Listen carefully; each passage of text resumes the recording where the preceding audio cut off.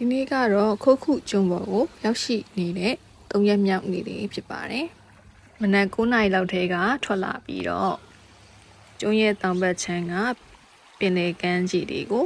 ရှောက်ပြီးတော့သွားခဲ့ပါတယ်။ဒီမှာမြေပုံလေးပြထားပါတယ်။တို့တဲတဲ့ခုတ်ခု Beach Resort နဲ့တောင်ဘက်ခြမ်းပေါ့နော်။ဒီမှာဝင်ကစွတ်ကောင်လေးအကြည့်ရွယ်နော်။ဒီလိုမျိုးကြည်လင်နေတဲ့ကမ်းခြေတွေရှောက်သွားပြီးတော့အဲ့မှာရေချိုးတာရေကူးတာလုပ်ခဲ့ပါတယ်ဗီဒီယိုထဲတော့မပါဘူးပေါ့နော်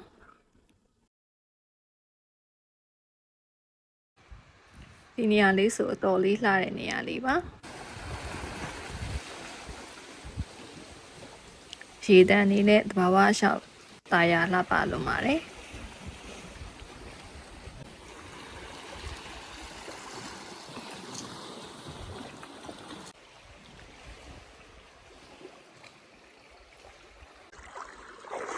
ရေကတော့ကြီးနေတာပါပဲ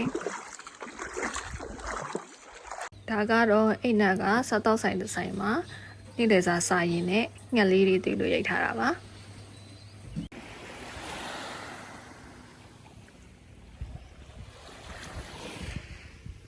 ဒါကတော့ဒီတောင်ဘက်ခြမ်းနဲ့ထက်ရောက်တဲ့ beach နောက်တစ်ခုပေါ့နော်အေးလူလူနားလို့အောင်တဲ့နေရာလေးတစ်ခုဖြစ်ပါတယ်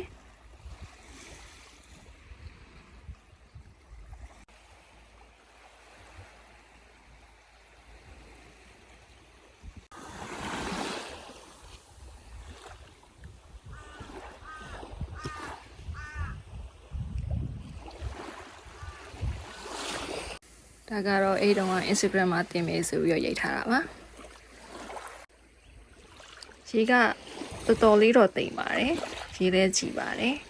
ရေကူးလို့လည်းကောင်းပါတယ်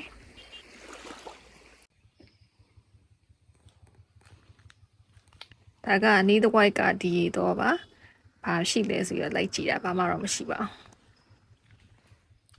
I'm hearing weird bird sounds ဒါကလမ်းမှာတွေ့တဲ့ခြံလေးတော်တော်လေးလှလို့အိန္ဒိယရမ်းလှပါတယ်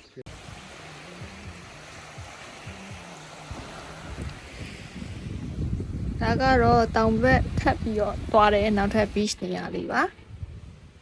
ဒီမှာနေကင်းပိုင်းခဏနားပြီးတော့အုံရည်တွေပါတယ်တောက်လိုက်ပါသေးတယ်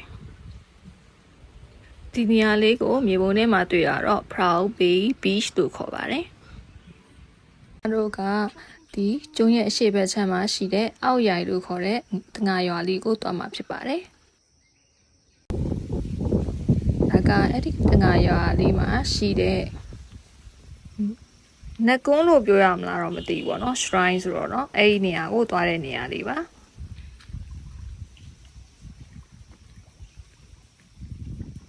သူကဒီ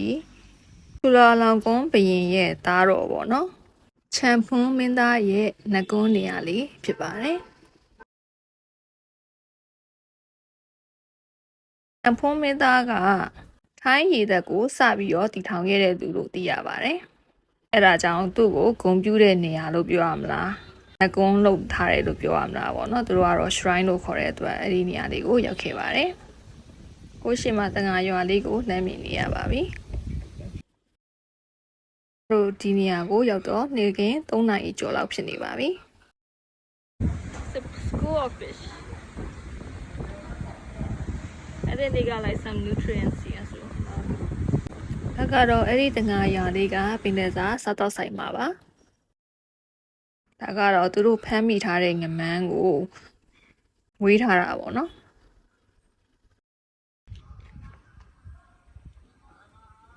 ဒီတငါရွာလေးကတခါတည်းစိုက်ကယ်စီးပြီးတော့ဝင်လို့ရပါတယ်စီးဖူတွေလည်းစားကောင်းလို့မဖြစ်မနေလာလဲတဲ့နေရာလေးတစ်ခုလည်းဖြစ်ပါတယ်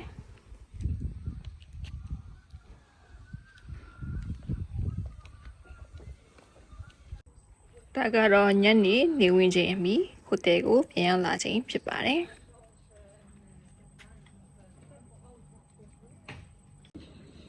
နေဝေချိန်ကြည့်ဖို့အသင့်ဖြစ်နေပါပြီ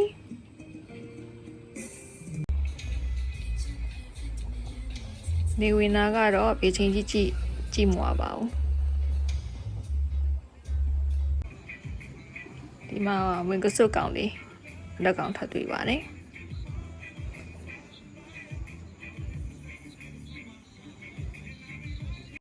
ဒီလိုနဲ့ပဲခုကျွန်းပေါ်မှာ3ရက်မြောက်နေ့လေးပြီးဆုံးသွားပါပြီ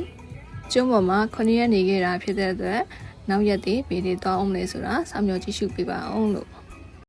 အဆုံးထိကြည့်ရှုပေးတာအများကြီးကျေးဇူးတင်ပါတယ်ဘိုင်ဘိုင်